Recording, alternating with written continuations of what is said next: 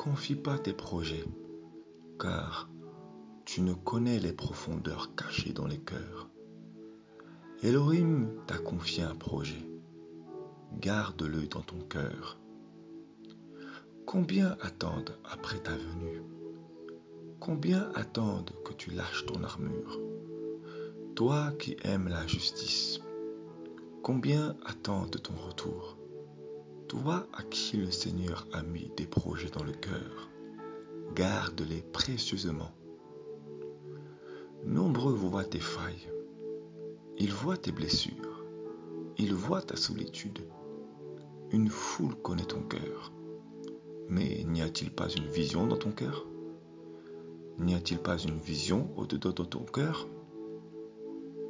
Nombreux prophétiseront, mais quelle est leur vision? Qu'ont-ils reçu pour leur propre fonction? Ont-ils reçu? Ne confie pas tes projets. Cesse de considérer le regard de l'homme. Le regard semble tout, mais au-dedans du cœur, quelles sont les véritables motivations? Voici, l'homme désire accomplir des prodiges et miracles. Cependant, quelle est la source de sa motivation?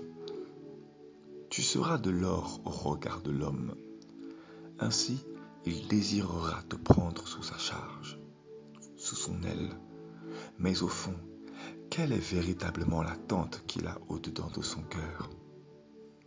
Parfois, il est préférable que vienne une séparation plutôt qu'un déluge.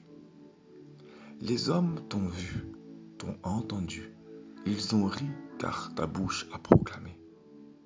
Certains se sont approchés de toi, tu t'es approché d'Elohim, des connexions se sont établies. Prends garde à l'homme sous ses beaux vêtements une fois dévêtus.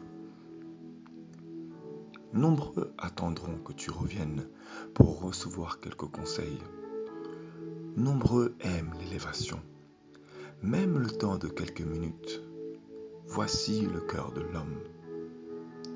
Ne te confie pas au cœur de l'homme, car pour lui c'est un honneur. L'homme aime les honneurs.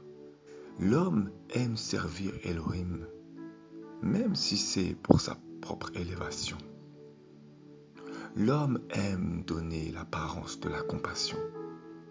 Il en connaît les mots, mais au fond, les fruits ne poussent pas de ses branches. On reçoit les visions, les projets dans le cœur, mais c'est la vie qui enseigne. Nombreux viendront pour faire alliance, avec des visions similaires, des projets qui correspondent, mais les motivations des cœurs n'ont pas la même source. Nombreux se montrent disciplinés. En apparence, ils courent pour l'œuvre. Mais quelles sont les attentes véritables du cœur? C'est pourquoi il faut du temps. Il faut des étapes, des blessures, des plaies pour être guéri. On ne peut être guéri sans avoir été blessé. On guérit par la compréhension.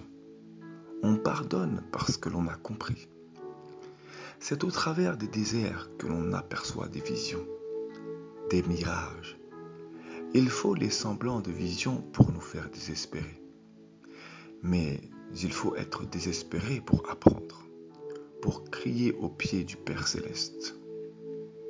C'est dans le désert que l'on cherche de l'espérance. On croit apercevoir des sources, des oasis. On s'attend à la vision, alors on va. Puis on se rend compte que la vision était faussée.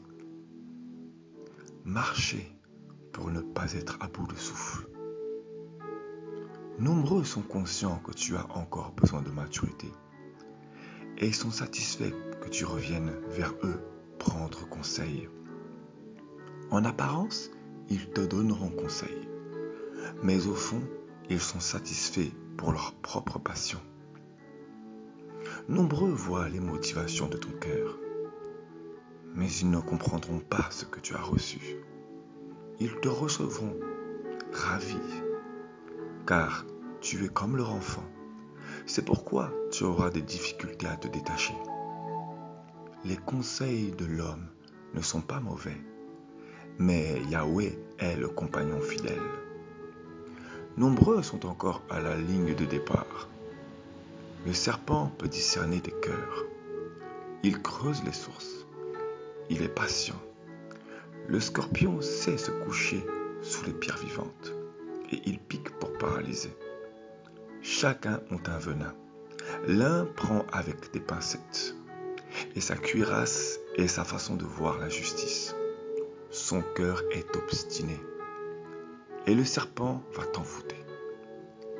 Elohim a-t-il réellement dit? Il coupera ta vision et va t'étouffer. Garde ton cœur.